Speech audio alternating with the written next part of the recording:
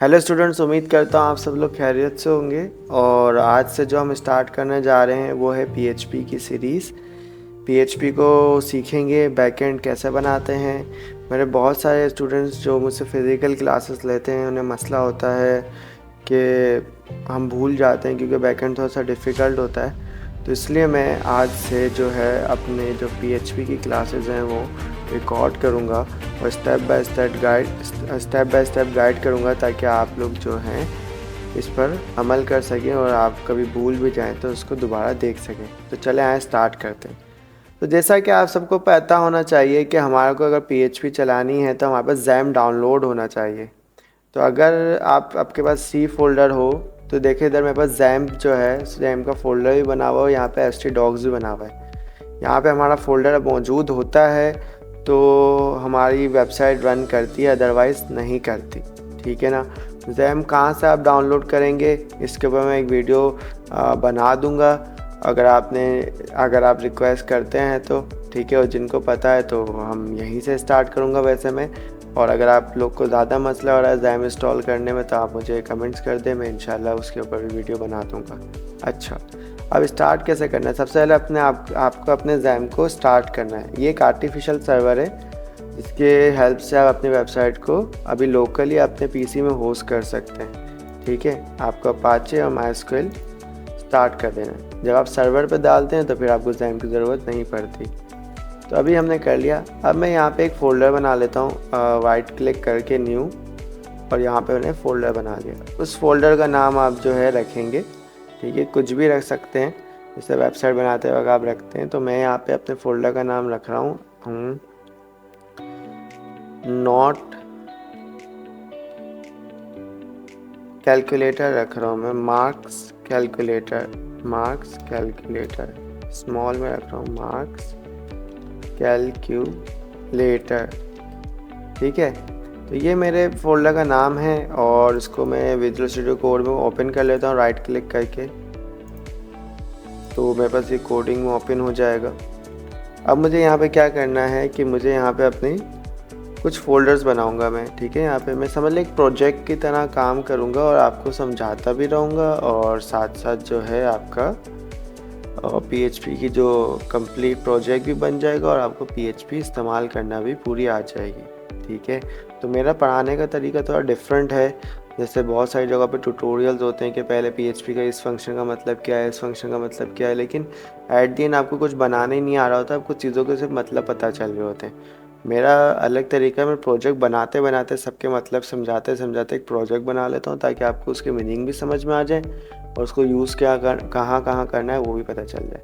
सबसे पहले मैं एक फ़ोल्डर बना रहा हूँ जिसमें मैं लिख रहा हूँ एसेट्स, यानी यहाँ पे हमारी सारी फाइल्स होंगी। ठीक है, तो इसके मतलब फ़ोल्डर्स होंगे। जैसे इसमें CSS का मैंने फ़ोल्डर बना लिया, यहाँ पे CSS की मतलब फ़ोल्डर के अंदर फाइल्स होंगी। फिर मैंने एसेट पे किया, यहाँ पे मैंने JS लिख दिया, यहाँ पे सिर्फ जावास्क्रिप्ट के वो होंगे हमारे पास। और यहाँ पर मैंने इमेजेस लिख दिया, यहाँ पे सिर्फ इमेजेस होंगे इस फोल्डर के अंदर। तो ये तो हो गया। अच्छा, बाहर में कुछ पेजेस बना रहा हूँ। न्यू फाइल पे क्लिक करके index.php। ठीक है, आपको पता ही होगा कि जब भी हम अपनी पहली फाइल बनाते हैं उसका नाम index.html रखते हैं, लेकिन यहाँ हम लोग PHP रखेंगे। उसकी वजह ये है क्योंकि हम लोग अब PHP पढ़ रहे हैं तो हम HTML यूज़ नहीं करते, PHP करते हैं। PHP दोनों को सपोर्ट करता है, HTML को भी और PHP को भी। अच्छा, जब भी हम अपने फ़ोल्डर को रन करेंगे तो ऑटोमेटिक जो है हमारी सबसे पहले index.php खुलेगी कोडिंग। अभी मैं आपको करके भी दिखाता हूँ। तो यहाँ पे मैं बूटस्ट्रैप यूज़ करने वाला हूँ डिज़ाइनिंग के लिए, तो आपको बूटस्ट्रैप का भी नॉलेज साथ साथ होगी। आप लोग ने फ्रंट एंड जिन्होंने पढ़ा हुआ है वही PHP पर आए, जिन्हें फ्रंट एंड की नॉलेज नहीं है वो PHP पे बिल्कुल भी नहीं आए। तो अभी हम यहाँ पे जो है मैं यहाँ पे सर्च कर लेता हूँ बूटस्ट्रैप।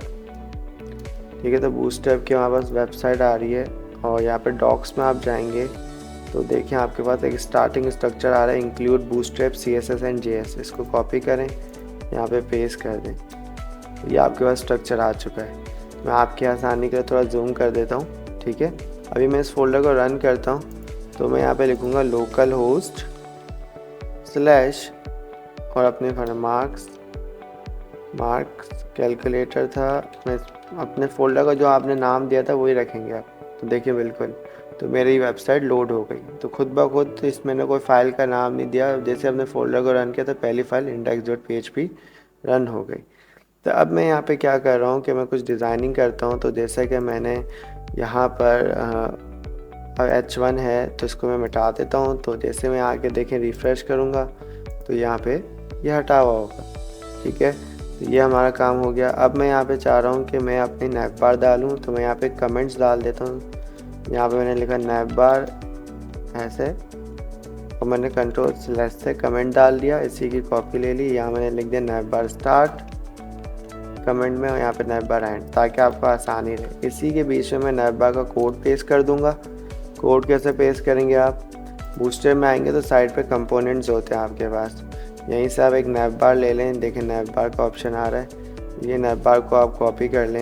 यहाँ से मैंने कॉपी कर लिया और यहाँ पे आके मैंने पेस्ट कर दिया, तो नैव बार आ गई। अभी मैं चेक करता हूँ मेरे पास कोडिंग में दिख रही है, तो यस नैव बार मेरे पास कोडिंग में दिख रही है। मैं इसको डार्क मोड में डालना चाहता हूँ, तो डार्क मोड में डालने के लिए आपके पास जो होता है यहाँ पे BG बॉडी टेरिटरी लिखा हुआ है। अगर आप BG डैश डार्क लिखेंगे तो ऑटोमेटिक ये नैव बार जो है वो डार्क में आ जाएगी। इसके अलावा आपको उसके अंदर के कलर्स यानी links light colour white colour में चाहिए, तो आप यहाँ पे लिखेंगे नैव बार डैश डार्क, तो ऑटोमेटिक जो है आपके पास लाइट कलर्स में ये नैव बार के लिंक्स वगैरह भी आ जाएंगे। मुझे सर्च बार नहीं चाहिए, तो ये फॉर्म में पूरी सर्च बार है। मैं अगर इसको मिटाऊँगा तो ये सर्च बार भी मेरे पास से हट जाएगी। ठीक है, मैं चाहता हूँ कि मेरे जो लिंक्स है वो इस साइड पर हैं, यानी राइट हैंड साइड पे। तो ये सारे एलाइस के अंदर लिंक्स हैं, तो ये लिंक्स किसके अंदर है, UL के अंदर। तो यहाँ पे ME डैश ऑटो लिखा हुआ है, तो अगर मैं MS डैश ऑटो लिखूँ यानी मार्जिन स्टार्ट डैश ऑटो, तो सारे लिंक उस तरफ चले जाएंगे। इसके अलावा यहाँ पे आप देखेंगे पूरी नैव बार के अंदर कंटेनर फ्लोट है। तो बूस्टर में कंटेनर फ्लोट का मतलब होता है कि 0 से 100 तक जगह लेना है, यानी यहाँ से यहाँ तक।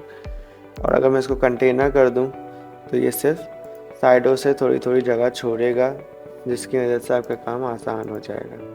ठीक है, अच्छा उसका मैं टाइटल चेंज कर देता हूँ, इसका नाम मैं रख देता हूँ मार्क्स कैलकुलेटर। ठीक है, तो यहाँ पे देखिए अपडेट हो गया मार्क्स कैलकुलेटर। इसके अलावा मैं आपको ये भी दिखाता हूँ कि यहाँ पे भी टाइटल अपडेट कर देता हूँ। तो यहाँ पे भी मैंने लिख दिया मार्क्स कैलकुलेटर। अच्छा, मैं आपको एक और चीज़ बताऊँगा कि हम लोग जब ये वेब प्रोजेक्ट बना लेंगे, एंड में मैं आपको होस्ट करके भी दिखाऊँगा होस्टिंगर पे, ताकि आपके लिए बड़ा हेल्पफुल रहे।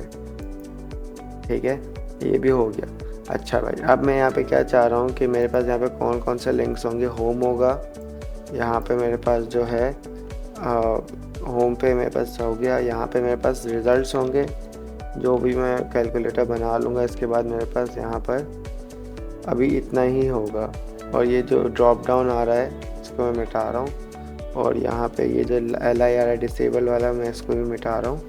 और अभी मैंने ये सिर्फ 2 ऑप्शन बनाए, ये मेरा होम पार्ट और ये मेरा रिज़ल्ट पार्ट। ठीक है, तो अभी हम यहाँ पे कुछ काम करते हैं बेसिक सा। सबसे पहले चाह रहा हूँ कि मेरा ये नैव बार तो कंप्लीट हो गया। अब नैव बार के बाद मैंने एक और कमेंट डाला और इसका नाम मैंने रख दिया वर्क स्टार्ट। ठीक है, यहाँ पे लिख दिया वर्क एंड।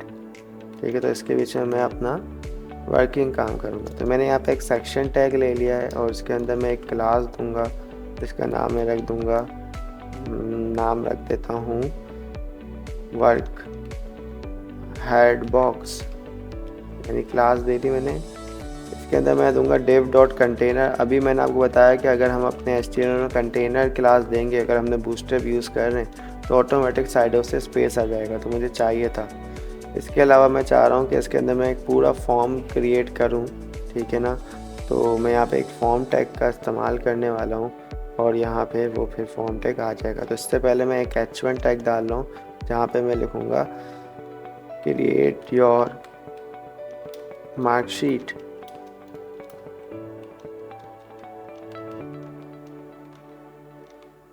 ठीक है, तो यहाँ पे देखिए मेरे पास एक H1 टैग मारा है क्रिएट योर मार्कशीट। इसके अलावा मैं इस डब्बे में पैडिंग देना चाहता हूँ, तो बूस्टर में P-1 से लेके P-5 तक आप पैडिंग दे सकते हैं। तो मैं P-5 पैडिंग दे रहा हूँ। तो मेरे पास यूँ मार्कशीट मतलब पैडिंग आ गई है, क्रिएट मार्कशीट। और मैं यहाँ पे अब फॉर्म डालना चाहता हूँ अपना, तो मैं बूटस्ट्रैप से ही फॉर्म भी उठाऊँगा। तो बूटस्ट्रैप में आपके पास फॉर्म का ऑप्शन होता है। फॉर्म हमारे पास किधर है, मैं आपको अभी दिखाता हूँ। तो फॉर्म्स ये रहे फॉर्म्स। तो यहाँ पे एक ओवरव्यू में आप जाएंगे तो एक बेसिक फॉर्म बना हुआ आपके पास आ रहा है। इसको आप कॉपी कर सकते हैं, या इसके नीचे भी देख लें कोई फॉर्म बना हुआ है। नहीं, फॉर्म कंट्रोल में देख लें, कोई आपके पास एक अच्छा फॉर्म बना हुआ मिल जाए आपको।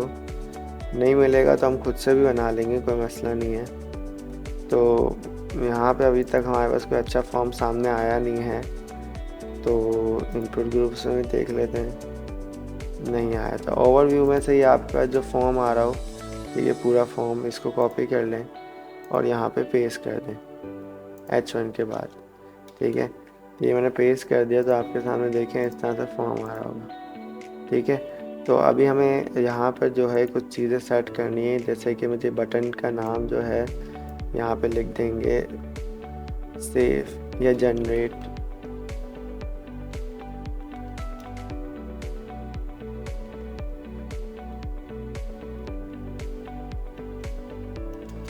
जनरेट रिज़ल्ट मैंने लिख दिया। ये जो चेक मी आउट वाला ऑप्शन आ रहा है डिव में, पूरा डिव है ये, इसको मैंने हटा दिया। ठीक है, इस बटन का कलर जो है मैं ब्लैक कर दूंगा। तो बटन प्राइमरी है, तो बटन का प्राइमरी हटा के मैं कर दूंगा बटन डार्क। ठीक है, तो ये हो गया। यहाँ तक हमने काम अपना कर लिया। ठीक है, अब मुझे इन सारी इनपुट फील्ड्स को सेट करना है। तो मैं यहाँ पे देखें, मुझे पता है कि ये इसको मैं थोड़ा राइट क्लिक करके फॉर्मेट डॉक्यूमेंट कर देता हूँ, थोड़ा सेट हो जाए।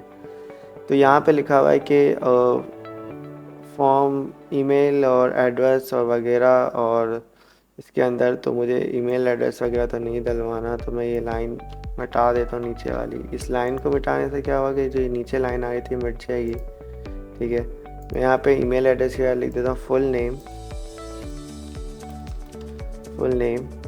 और यहाँ पे आप देखेंगे तो ये फुल नेम हो गया। और यहाँ पर मैंने जो ईमेल का टाइप ईमेल दिया हुआ है इसको टेक्स्ट कर देंगे, ताकि यहाँ बंदा कुछ भी डाल सके, सिर्फ ईमेल ही ना।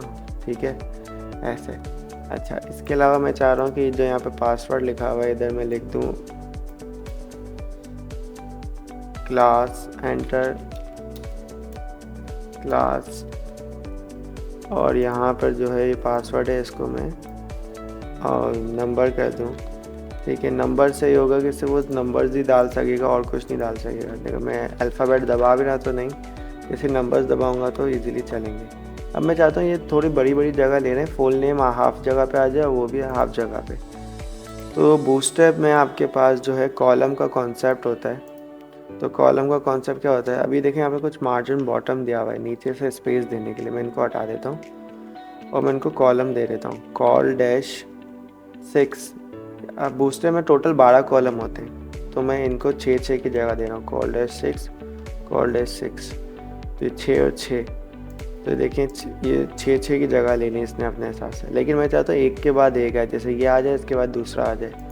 तो इन दोनों का अगर आप चाहते हैं कि ये रॉ फॉर्म में आए, तो ये दोनों डब्बों को आप उठाएं, Ctrl+X दबाएं, डिव बनाएं, उसके अंदर क्लास दें रॉ, और फिर उसके अंदर पेस्ट कर दें। तो उससे होगा ये कि आपके पास जो है ये इस तरह की फॉर्म में आ जाएंगे। ठीक है, और नीचे से स्पेस के लिए आप इसमें एक और क्लास दे दें MB-3, यानी मार्जिन बॉटम आ जाए। इसमें भी MB-1 से लेके 5 तक आपके पास ऑप्शन होता है। तो ये देखें ऐसे, अब आपको ये बेहतर लग रहा होगा। इसके बाद हम चाहेंगे कि इसने अपने क्लास डाला, एंटर डाला। अब ये जो है अपने क्लास और एंटर डालने के बाद जो है अपना एक रिज़ल्ट बना सके। तो हम लोग एक नॉर्मली अभी एक डेटा एंट्री शीट बना रहे हैं, तो हमारा मेन मकसद ही है कि हम लोग किसी रिज़ल्ट को जनरेट करें। तो हम यहाँ पे अभी कुछ रैंडम सब्जेक्ट जो है वो सेलेक्ट कर लेंगे। ठीक है, तो रैंडम सब्जेक्ट्स हम जो सेलेक्ट करेंगे उसमें जो है हम ये बोलेंगे कि भाई कि सबसे पहले तो हमारा क्लास आ गए, हमारा फुल नेम आ गया। ठीक है, अब हम चाहेंगे कि हमारा जो है स्कूल नेम आ जाए। ठीक है, वगैरह वगैरह। तो इस रॉ के अंदर जो है मैं एक और 6 का कॉलम ले लेता हूँ, ठीक है। और एक और 2 कॉपी ले ली मैंने। यहाँ पे मैंने लिख दिया एंटर स्कूल नेम, ठीक है। और यहाँ पे मैंने नंबर की जगह कर दिया टाइप टेक्स्ट, ठीक है। यहाँ टेक्स्ट आ जाएगा। यहाँ पे मैंने एंटर क्लास ही सही है। यहाँ पे मैं कर दूँगा नंबर ही सही था यहाँ पे, क्योंकि मैं यहाँ पे लाना चाह रहा हूँ एंटर टोटल मार्क्स, कि भाई जितने भी आपके सब्जेक्ट हैं उनके टोटल मार्क्स कितने हैं, टोटल मार्क्स, सही है। तो ये हो गया हमारे पास ऐसे, ठीक है, डन है। तो ये हमने कर लिया। अच्छा, इसके अलावा देखें हर किसी में ना चिपका चिपका सा आ रहा है, हल्का हल्का सा। तो मैं हर किसी में ना मार्जिन बॉटम दे देता हूँ, मार्जिन बॉटम 2 दे दें आप। मेरे ख्याल से जैसे हम एक में देख के देते हैं तो इतना स्पेस काफ़ी रहेगा। तो मैं चाह रहा हूँ कि हर किसी में मार्जिन बॉटम 2 आ जाए।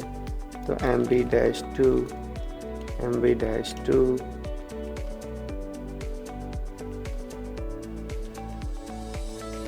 सही है। और इधर भी MB-2। तो यहाँ तक हमने करा, ठीक है। तो इसको डिज़ाइन कर दिया। इसके अलावा हम कुछ सब्जेक्ट्स बना लेते हैं। तो मैं इसी की कॉपी लूँगा और ये 6 कॉलम जैसे जैसे बढ़ते जाएंगे तो काम हमारा होता जाएगा।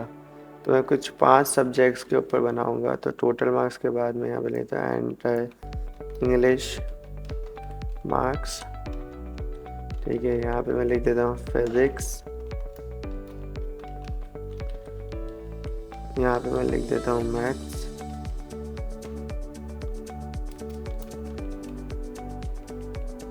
यहाँ पे मैं लिख देता हूँ केमिस्ट्री,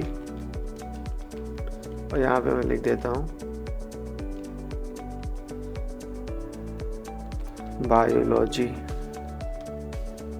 या कंप्यूटर लिख देते हैं। हम कंप्यूटर पढ़ रहे हो, कंप्यूटर ही नहीं लिख रहे, कंप्यूटर लिख देते हैं। तो यहाँ पे देखिए हमारे पास ये सारे सब्जेक्ट क्रिएट हो गए, ठीक है। अब यहाँ पे हमने ये पूरी शीट बना ली है। अब मैं चाहूँगा कि जब मैं जनरेट रिज़ल्ट पे क्लिक करूँ तो मेरा एक डेटा जो है वो सेव हो जाए, क्योंकि हमारा मेन काम तो यही है ना कि हम PHP में इसके डेटा को कैसे सेव करें। तो अभी तक हमने क्या करा है कि हमने एक पूरे index.php के अंदर हमने HTML की कोडिंग करी है अभी तक, ठीक है। सो हम जो है अब नेक्स्ट क्लास में जो है इसमें ये देखेंगे कि कैसे हम लोग डेटा को सेव करा सकते हैं। Thank you for watching.